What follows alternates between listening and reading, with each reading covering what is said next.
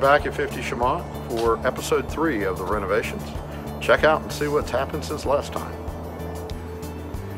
Well, the decision was made to go with apple stove. So that's what we decided to do, or what the powers that be decided to do with the fireplace. I think it blends really well with shiplap.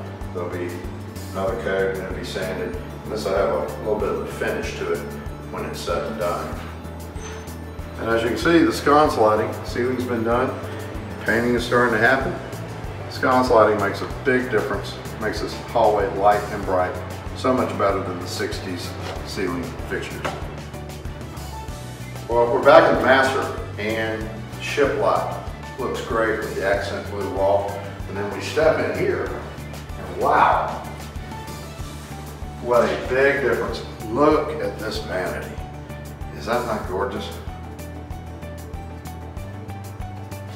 And then of course I did rip the tub out, put in a stepless shower with a double head.